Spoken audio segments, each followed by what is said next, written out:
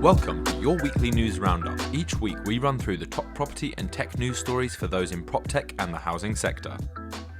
This week we take a look at a potential new ban on gas boilers in the UK, and we will also cover Section 106 and how housing associations factor in. Right, let's jump into our first story. It has been less than 2 years since the then Prime Minister Theresa May spoke at the National Housing Federation Sector Summit in central London. The message that she delivered tapped into a trend which was already growing in the sector and has continued since.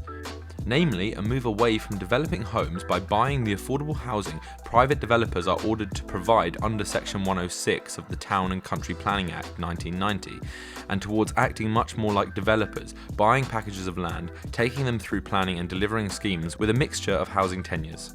The anecdotal evidence is that many housing associations, including smaller and medium-sized organisations, are moving away from a reliance on buying from builders and increasingly taking the reins of their own development programmes. Carbon reduction is another driver. What is the value to a housing association of buying a home from a builder when it will need to expensively retrofit, when it could build one to a high standard of environmental efficiency to begin with?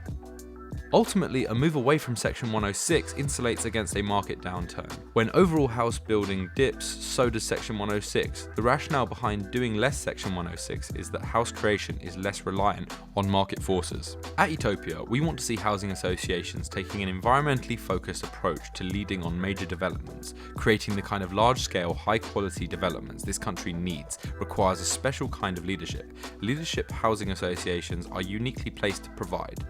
As these associations will be looking for more intelligent, cost-effective means to deliver homes, they will look to mobilise the manufacturing base of ancillary building products which are focused on sustainability, technological integration and cost-effectiveness. Our development at Corby is a good example of the types of homes required, with an average EPC rating of 103 over 100, as well as costing less overall than traditional builds. As usual, now we pass the issue off to you. What are your thoughts on Section 106? Let us know in the comments below. Next up, according to a high-level commission convened by the CBI, the installation of new gas boilers must be banned by 2025, or the UK's net zero climate target will fall short. The ban would apply to conventional gas boilers, but hybrid or hydrogen-ready boilers would be allowed under certain conditions.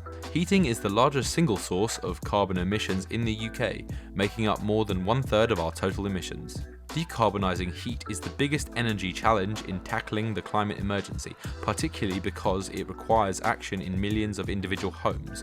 Currently, just 1 million of the UK's 27 million homes have low carbon heat. The Commission also said that by 2035, no boilers burning any fossil gas should be installed into homes, with technologies including heat pumps and district heating being used instead. The Commission said a vital step in installing the new systems was to reduce heating needs by increasing building energy efficiency.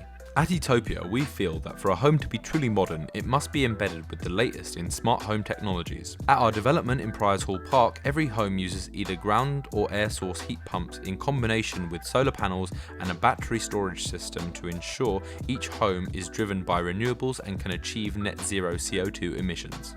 And make sure that you let us know what heating systems you have, and how does it affect your bills. And in global news, we saw a couple from Red Island raise $150,000 to buy a 20-acre patch of forest, preventing it from being clear-cut. Also, the Ocean Voyages Institute set a new record after a 48-day expedition with the largest at-sea cleanup to date. Anyway, that's all for this week. Check out our socials for more news updates and head over to projectetopia.com to find out more about what we do. This has been your weekly news roundup. See you next week for more updates.